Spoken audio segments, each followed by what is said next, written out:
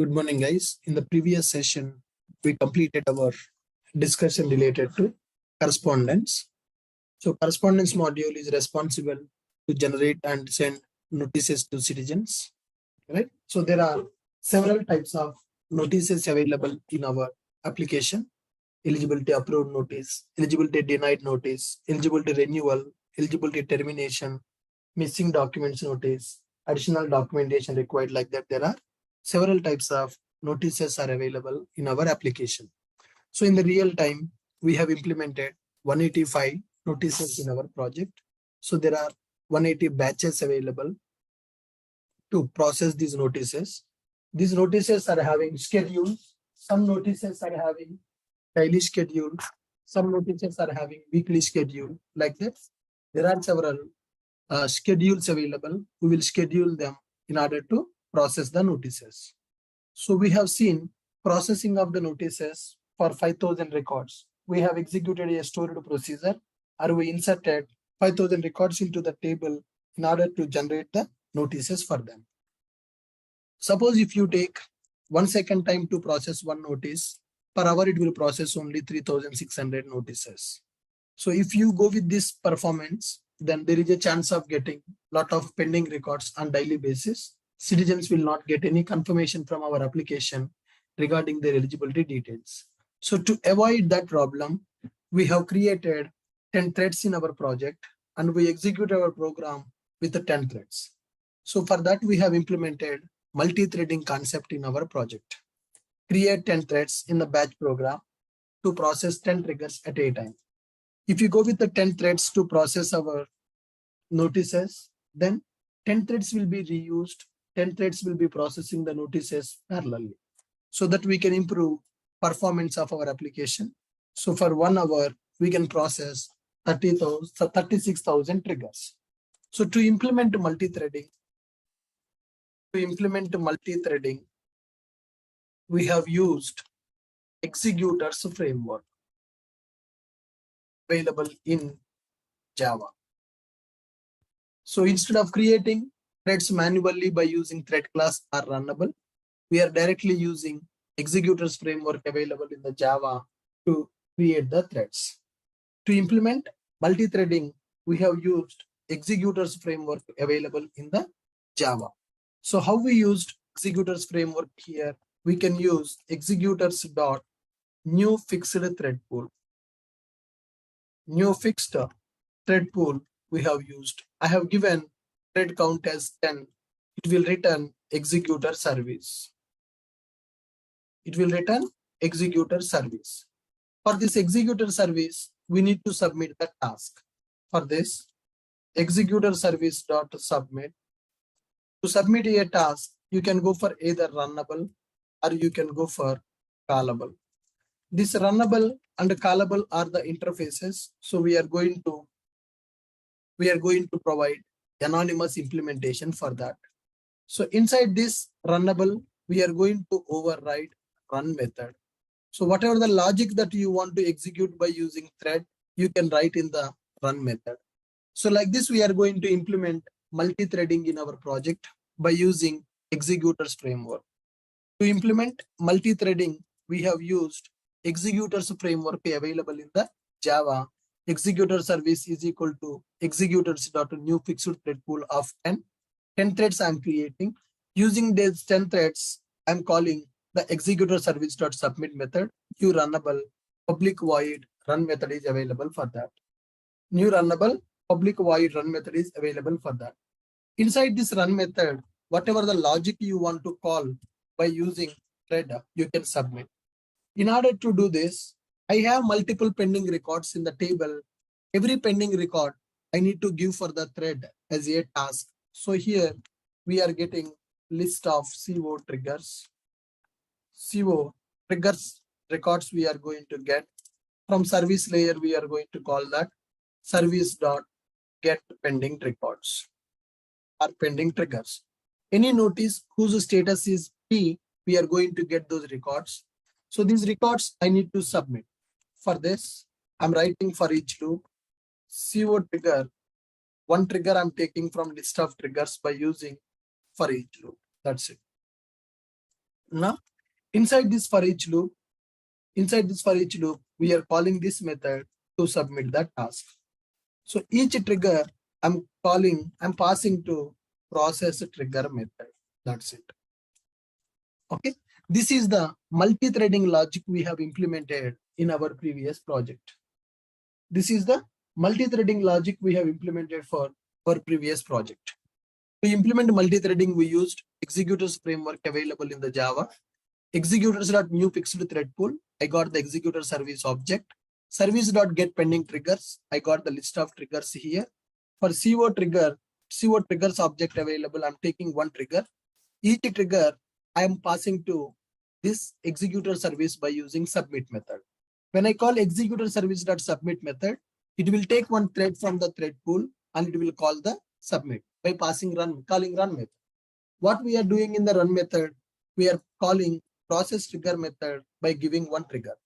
So that means each record will be processed by one thread. As we are having 10 threads, 10 records will be processed at a time. So like this, we have several batches in our application, which are used to perform bulk operation on the data. We have several batches in our program, which are used to perform bulk operation on the data. Bulk operation means processing multiple records at a time. Batch operation means processing multiple records at a time. Are you guys able to follow me? Are you guys able to follow me? Batch operation means bulk operation. So like this, we have implemented multi-threading in our project. Anybody tried working with multi-threading in our project? Guys, anybody tried working with multi-threading in our project?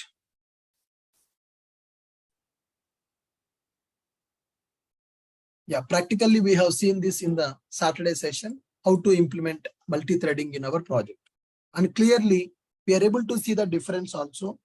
When we run our program with one thread, it has taken 4 minutes of time to process 5,000 records. After that, when I implement multi-threading, it has taken only less than a minute of time to process 5,000 records. Okay, perfect guys. Are you clear with the correspondence, batch job, implementation? Practically, we have done this execution in the Saturday session. And you have noted down the timings also. When we execute this with one thread, it is taking 4 minutes of time. When we are executing with the 10 threads, it is taking 50 seconds of time. So this is going to implement multi-threading in our project. So in the interview, if they ask you, where you have used multi-threading in your project, you can explain this scenario. In the correspondence module, we have batches to process multiple records parallelly. So if we are processing the records one by one, it is taking a lot of time to complete the processing for all the records. So to avoid that, we have used multi-threading in our project. Using multi-threading, we created multiple threads so that we can process multiple records parallelly, which will improve performance of our application. Not only this scenario, if you take another scenario, banking applications will be available to send the salaries to all the employees. Okay. And bank application will be available to send account statement to the citizens on every month. Credit card statement sending to all the customers. Postpaid mobile bills sending to all the customers.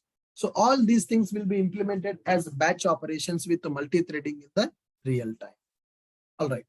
And we have another module in our application, which is benefit issuance module. We have another module in our application, which is called benefit issuance module. So what is the purpose of this benefit issuance module in our application? It is used to send benefit amount for the citizens, who got approved for the plan eligibility. Okay. On monthly basis, benefits should be given for approved citizens. Getting my point? what is the purpose of benefit issuance module? Benefit issuance module is used to send benefit amount for the citizens who got approved for the citizens, right? So citizens are applying for the plan. They got approved for the plan eligibility. For them, we need to send the notices. On monthly basis, benefits should be given for approved citizens. Now here, so benefits sending is a batch processing here, guys. So what our application has to do is, let's understand how these benefits will be processed in our application. So this is our IES application. This is our IES application. This IES application is having the BI module, is having a BI module. This IES application will communicate with one database where eligibility details are available. Eligibility details are available. So BI batch jobs will be available in our application. Monthly benefit batch. Monthly benefit sending batch will be available. BI module, BI batch job is available. This BI batch job will retrieve the data from the database table of the citizens who are approved for the plans, whose plan eligibility is approved and whose plan eligibility is not ended, who are having active plan eligibility. Okay, it is used to send benefit amount for the citizens who got approved for the plan eligibility. Okay, so this job will take the data from the database table and it is going to generate one file. This job is going to generate one file. This file contains data. File contains data of the citizens. Whatever the file it is generating, it is going to store that file into one location. It is going to send that file to one location. This is our FTP location. This is our FTP location. So what is this FTP location? In this FTP location, our file will be stored. That's it. So now, whatever the file we have generated to send the benefit amounts will be stored. I mean, what is the citizen name, citizen bank account number, citizen bank details basically. Bank details will be available in the file. So who are having the approved plan eligibility, our application will take the data and will send the data to the file. That file it will send to FTP location. Here, bank application will be available. That bank application, third-party application, this is not from IES. So there is a third-party application. That third-party application will load the file from the FTP location and it will send the benefit amounts for the citizens whose details are available in the file. This file contains citizen case number, comma, citizen name, comma, citizen SSN, comma, citizen account number, comma, benefit amount. So every row here like this, we are going to generate a file like this. Suppose, for example, this is the case number of the citizen. This is name of the citizen and SSN of the citizen. Okay. Bank account number will be available, comma, benefit amount will be available. Benefit amount will be available. So like this, we need to retrieve the eligibility data. We need to retrieve eligibility data from the table. John, something like Peter. Okay. So some other number will be available and some other bank account number will be available. Right. And benefits amounts is getting $356. So like this, multiple citizens for them, for whom we need to send the benefit amounts. So those details will be created in a file like this. So we need to write a program. That program will take the data from the database table. Eligibility data it is going to take from the database table and it will be creating a file. So the citizens who are having approved eligibility, for those citizens we are going to get the benefits information. That benefits information we are going to store in the file. That file we are going to send in the FTP location. That file we are going to store in the FTP location. From the FTP location, the bank application will take that file and it is going to send the benefit amounts. Now let's take a simple example. TCS company. How many employees are there in the TCS now? How many employees are there in the TCS now? How many employees will be there in the TCS, guys?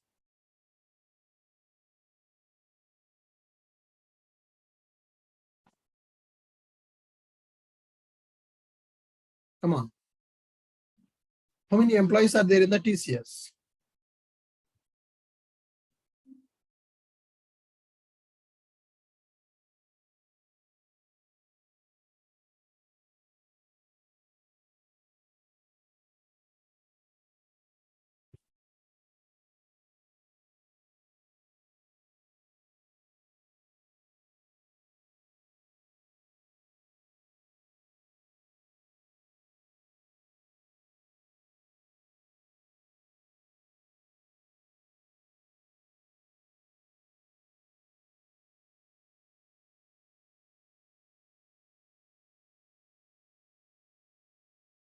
More than 1 lakh. Around 6 lakh employees are there in the TCS. 5 to 6 lakhs of employees will be available in the TCS. Every month, TCS should send the salaries to the employees. Every month, the TCS should send the salaries to the employees. How TCS will send the salaries to the employees? How TCS will send the salaries to employees on the last working day of the month? How TCS will send the salaries to employees on the last working day of the month?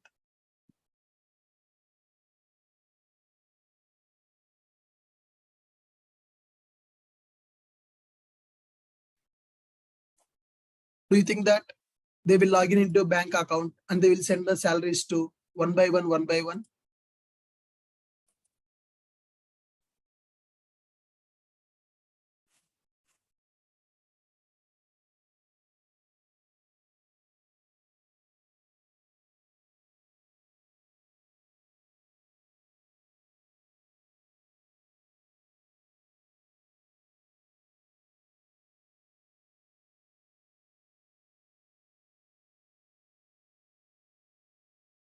Do you think that one person will log in into that and will send the salaries to employees one by one, one by one?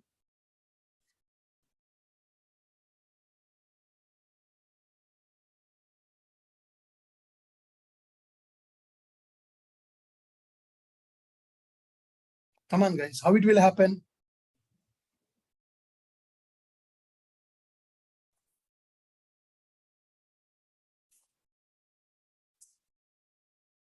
How it will happen? So for every company, right? Even in our institute also, employees are available. For those employees, we are paying the salaries, right? So how we are filing the salaries? How we are paying the salaries to our employees in the Ashok IT? Same process. So Ashok IT is a very small institute which is having 25 numbers employees are available. 25 numbers employees are available. So what we do is, every month what we do is, we will prepare one Excel sheet. In our institute, we will prepare one Excel sheet. In this Excel sheet, we are going to maintain the data like this. We will write the data like this in the Excel sheet. Serial number will be available. One serial number, and next one, employee name. Okay. Employee salary, account number, IFSC code. Because employees may have different bank accounts. Employees may have different bank accounts. Serial number 1, for example, employee name Raju. For this month, Raju's salary is 34,500 rupees. And Raju account number is something like this. And Raju IFSC code is something like HDFC 0009628, 9638, something like this. Okay. So this is one person. Similarly, second name, Rani. Rani salary is 24,000 for this month. Okay. And Rani account number, Rani bank account belongs to ICICI, some number will be available. Okay. So we are going to do the same process for all the employees in our institute. Some Ganesh will be available. Ganesh salary is some 18,000. And this is Ganesh bank account number. Ganesh is using Kotak Bank. Something like this. So we will prepare one Excel sheet on every month for the employees based on their working days in the company by evaluating their leaves and present days. We are going to prepare one Excel file. And for our institute, there is a bank code will be available. We will be taking current accounts. Okay. Current account required for company. Current account required for company. So now we have the Ashok IT current account in HDFC Bank. We are having the current account in the HDFC Bank, Amirpet branch. Right. Now here current account code will be available. Some X. I'm not giving that. So like this, a branch code also will be available. So once we generated this current code, every month we will prepare a Excel sheet for our employees' salaries. And this Excel sheet, we will send it to bank representative. In the bank, to do these kind of operations, one representative will be available. So when we send this Excel file to the representative, that representative will use this Excel file to send bulk NEFT transactions for all the employees which are mentioned in the Excel. That is how salaries processing will happen in the companies. Here in the Ashok IT, just 25 employees are available. That is the reason we will create the Excel sheet manually. We'll create the Excel sheet manually and we will send the Excel sheet to the bank representative through email. So by using this Excel sheet, they will send the salaries to the employees based on the amount I have given, account number I have given, IFSC code I have given. This is the situation in the Ashok IT because it is small organization which is having only 25 employees. So 25 employee details we are going to mention in the Excel file like this, and we will send this Excel file to the bank representative to do the bank transaction. Like this, 25 employee details will be mentioned in the Excel. Manually, Excel will be created. This Excel will be sent to the bank. If you take TCS,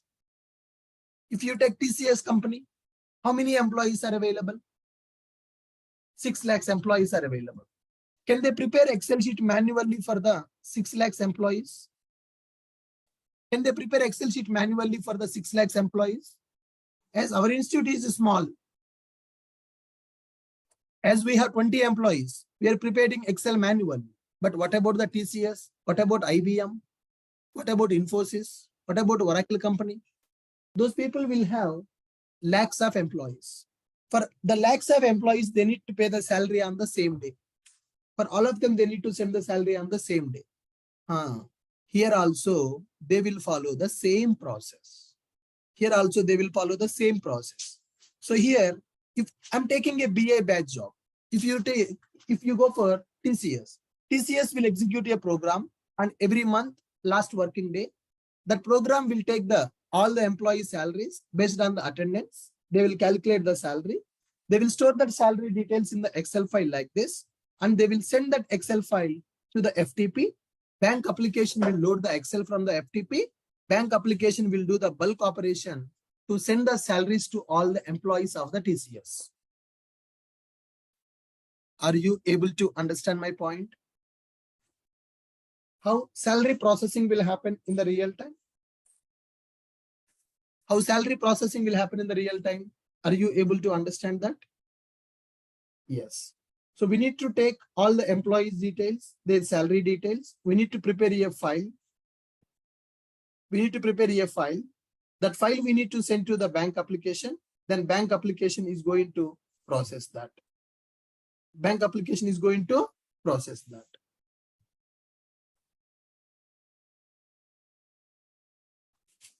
Clear? So same thing in our application, how we are sending benefits to the citizens. So in the batch, a batch will be available in the BI. That batch job will take the data. The batch job will take the data from eligibility details table. It will take the data from the eligibility details table. It will create a file like this. A file will be created like this with the citizen details who are approved for the eligibility. That file will be stored into FTP location. Now, so here in this training program, we can't access the real FTP location. So we just need to create the file and see. We can't do that bank transaction here. So that is not possible to implement in the training. These things are not possible here. We can take the data from the database and we can store in the file. Read the data from the database and create a file. Every citizen, approved citizen record, we need to store in the file like this. So in the real time, what we have done is whatever the file is created, that file will be uploaded to one remote location. That location is nothing but it is a server, one Linux machine. So we'll upload that file into that machine. Bank application will take the file from that machine. Bank will do the transactions on monthly basis.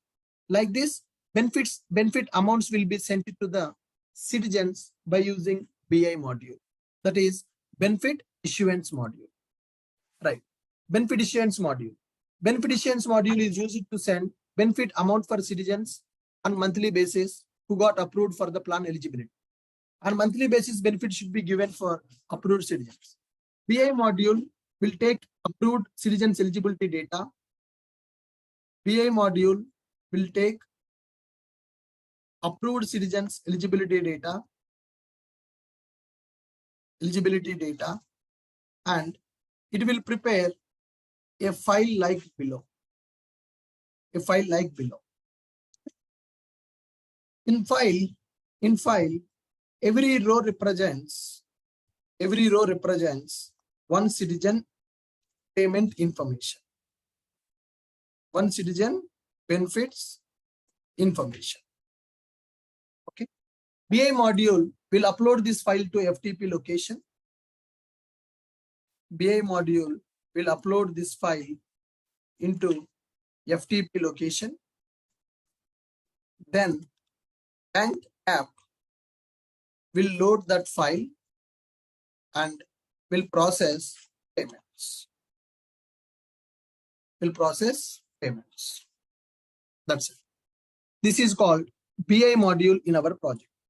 BI module is used to send benefit amount for the citizens who got approved for the plan eligibility.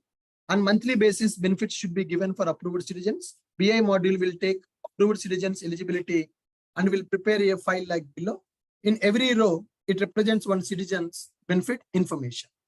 BI module will upload this file into FTP location. Then bank application will load that file and will process payments. So same concept will be available when you go for every company for the salaries. So every company should pay salaries to all the employees on monthly basis. So they will also follow the same process. So in the database, the details will be available. The batch job will be there. That batch job will load the data and will create a file. That file it will upload into FTP location. Then bank application will load that file and will do bulk payment transactions. Okay. Are you clear? So this is very simple to create the file. I no need to develop in the class as well. You can develop this app to take the eligibility data and create one file. Anyhow, we can't upload that file to FTP. We can't send it to the bank because it's not possible. Banks will not accept. So in order to give that file to the bank, you should have current account in the bank and you should have code for that. Then only they will accept your bulk transactions through files. Otherwise, it's not possible. So in Ashok IT, we are following the same process, but in the Ashok IT, we are not using any batch job. We will create the Excel file manually because less number of employees. Manually, every month, I will send this sheet to bank representative. So with the salaries of our Ashok IT employees, then they will do the bulk transactions for all the employees on every month 5th. We will do the transactions on every month 5th. So like that, we will send that file. So in the same way, in the real time, job will be, instead of creating the Excel file manually, a BI job will be available. It will take eligibility data. It will create a file like this. That file, it will be uploaded to FTP location. Then bank application will load the file and will do the payments. Like this, benefit amounts will be sent to the citizens. This is the functionality of our BI module. Do we need to develop this, guys? Because just file creation only. It is not required. Just you should have idea what is this BI module and what is the purpose of this BI module. And next one, reports module. We have already completed this reports module as our first mini project. Reports module. Reports module is used to get the application data. Okay. Reports module. What is the purpose of reports module? It is used to get it is used to generate reports in our application in Excel and PDF format.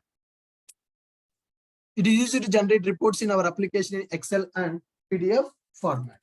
So we can get the reports, plan name-wise report, plan name-wise report, plan status-wise report, plan status-wise report, gender-wise report,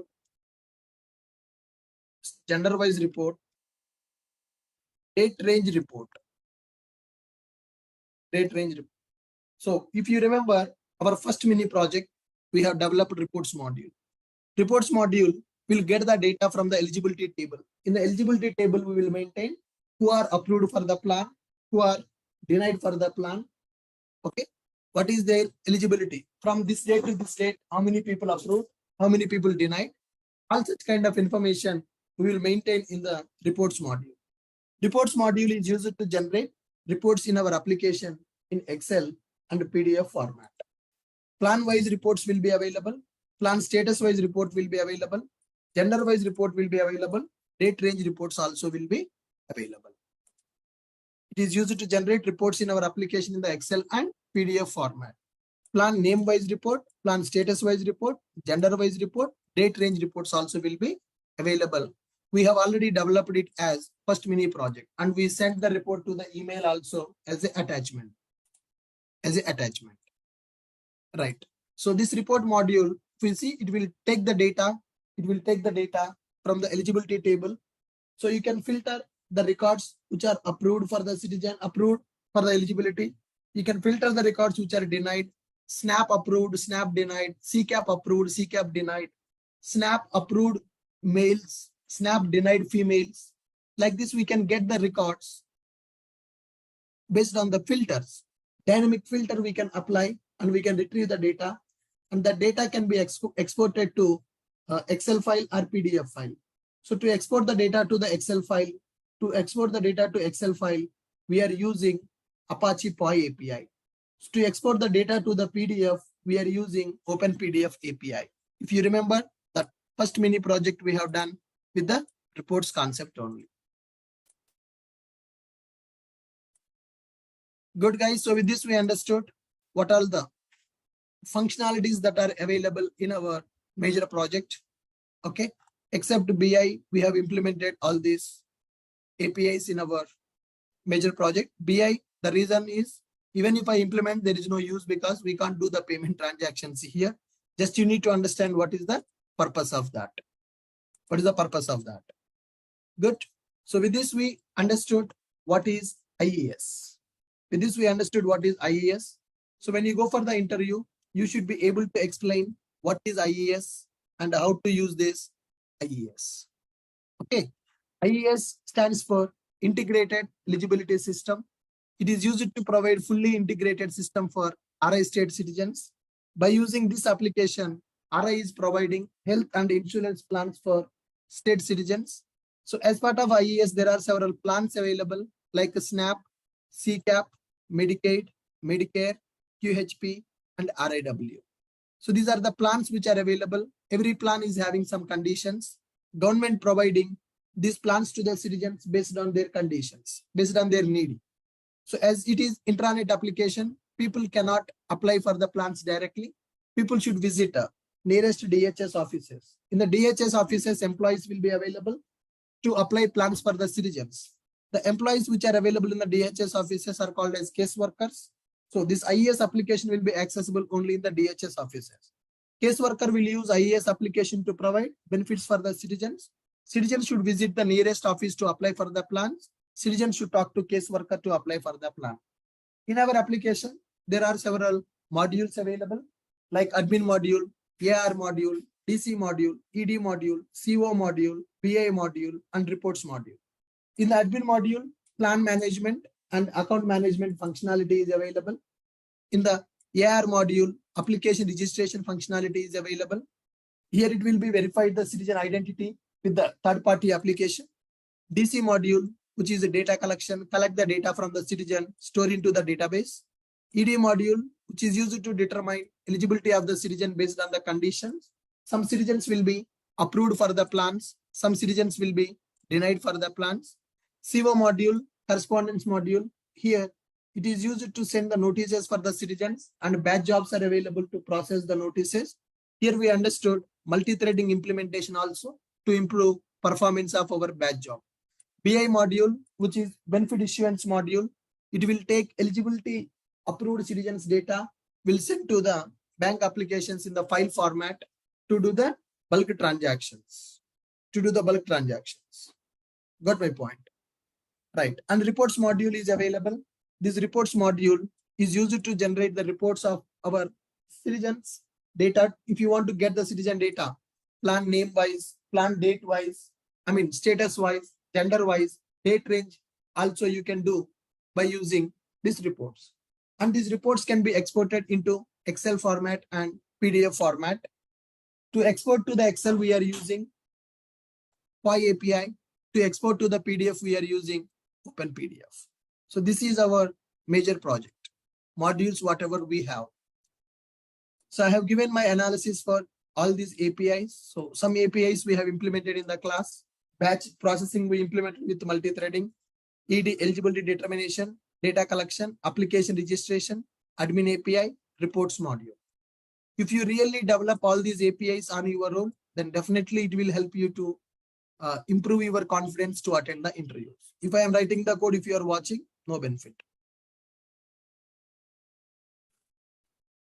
If I am writing the code and if I am watching, you will not get any benefit out of that.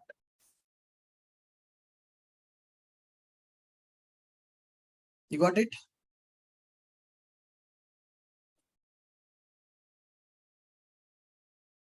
Yep, guys. Now, what next?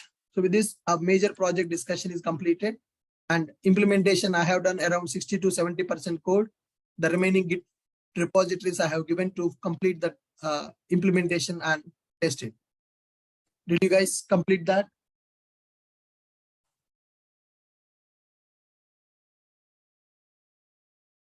And next one, I'm going to show you Angular integration.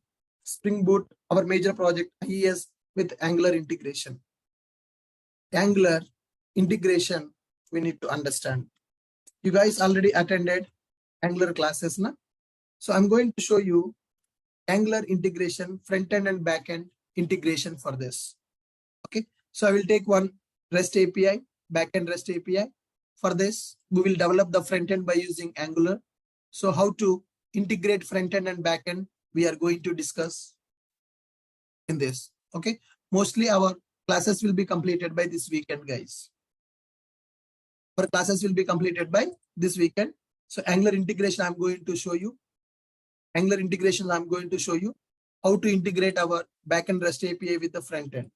For us already, resume session completed, Docker, Kubernetes, AWS classes, interview guidance, mock interview. So these things already done.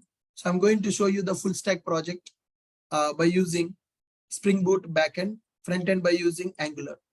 I'm hoping that all of you attended Angular classes and practiced Angular topics. What is component in the Angular? What is service in the Angular?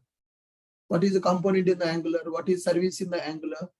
And what is the data binding in the Angular? What is data binding in the Angular? The next one, what is the dependency injection in the Angular?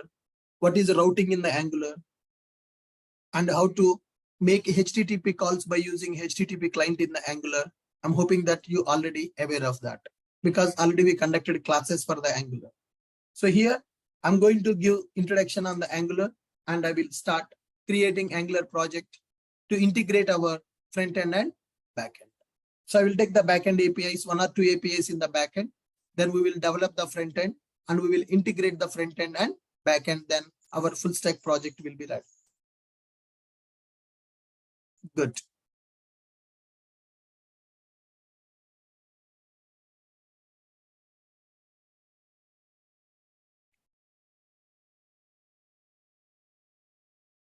Fine guys, so this week we'll complete. Any pending topics are there. So we'll work on those pending topics and we are going to complete it. So tomorrow we'll start with Angular integration for our application. Okay, good. So please practice these things, whatever the code that is pending. and I want you to complete all the Git repository pending items in the APIs which I have given for you. Almost all the APIs I have given. I want you to implement those things which are left incomplete. Analysis I have given. I want you to do this. Mockup screens, guys, when I'm uploading to S3 bucket, due to size, it is not taking. So I tried 3-4 times to upload the mockup screens. It is failing. I need to check, is there any other way that I can upload? In the S3, when I'm trying to upload, it is not taking. It is taking 4 hours, 5 hours of time to upload those mockup screens into S3 bucket. Now I'm trying to upload, but it is not taking that much data. So I will try to do this and I will give. And some people asked about Kafka video. I have shared the Kafka video in the group. Did you receive that Kafka video? 2 videos, Kafka repository also. Kafka producer and Kafka consumer application. Kafka producer and consumer application. Did you receive that? Yep. So videos, they asked videos and repositories. So I have shared that in our WhatsApp group.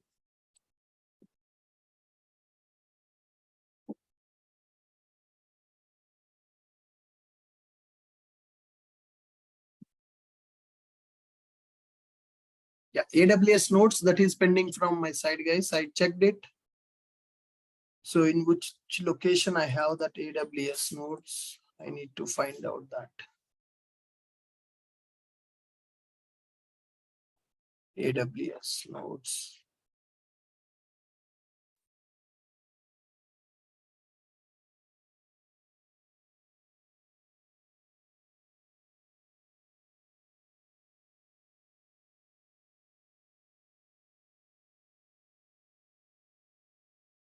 So today I will try to provide that AWS notes.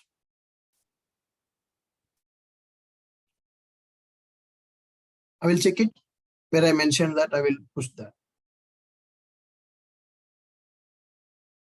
Okay.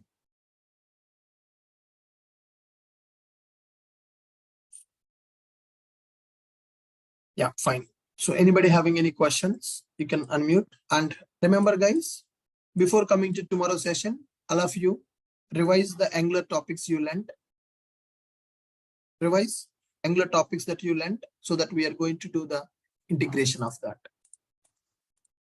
Yeah. Can you come again? What are the questions you have, guys?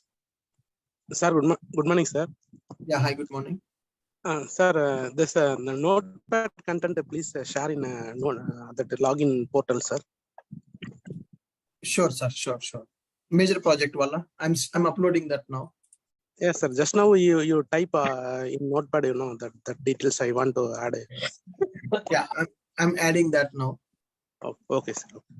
Hi, sir. Good morning. Hi, good morning. Sir, I have a doubt. Sir, if the interviewer asks the question, what is the difference between a runnable and callable, then what is the best way to answer this question, sir? Sir, runnable object, runnable method will not return anything. Runnable is having a run method. Once your thread is executed, thread will perform the operation, but thread will not give you any output from there. Okay. If you go for callable, right? Callable is having a call method. That call method, after executing, it will provide some output. Okay, right? sir. Okay, sir. Yeah. So the difference is run method, runnable is having a run method whose return type is void. Callable is having a call method which will return the object. Okay, sir. Anything related to exception, checked exception there? No. Okay, the only difference is methods and method return types. Okay, sir. Okay, sir. Thank you. Yeah. Hi, sir. This is Jalal. Yeah, hi.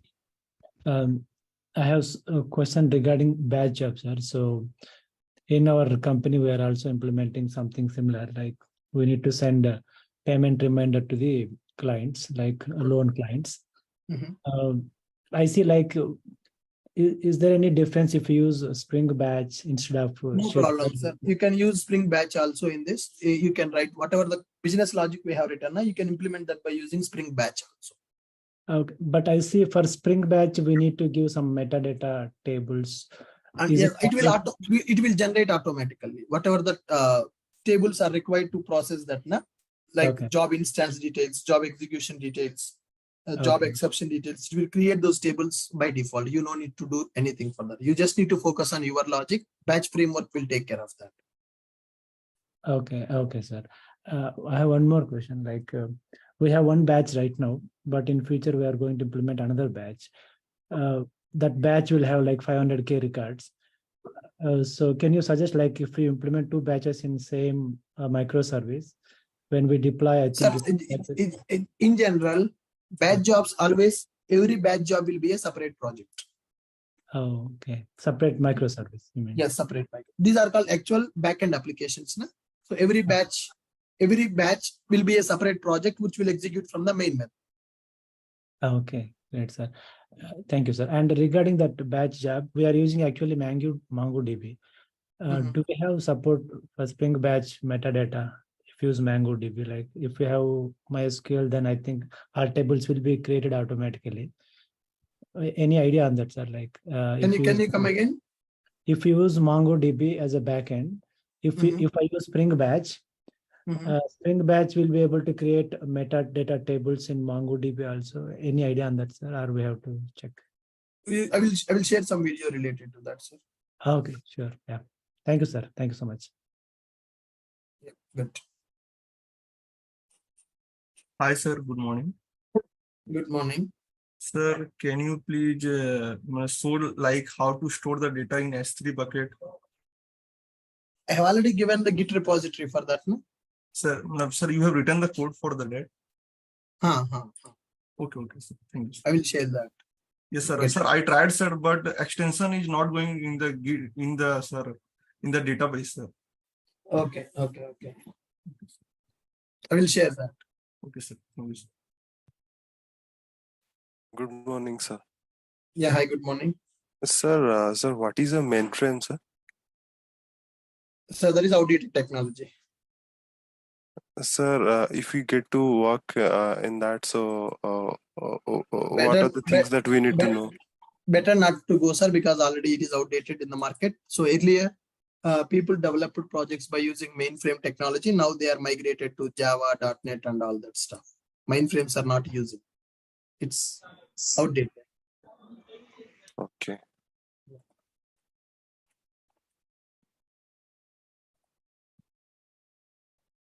All right. Fine, guys. Good. So please revise your Angular topics. Tomorrow I will start with the integration on the Angular. Front and back end integrations we are going to learn.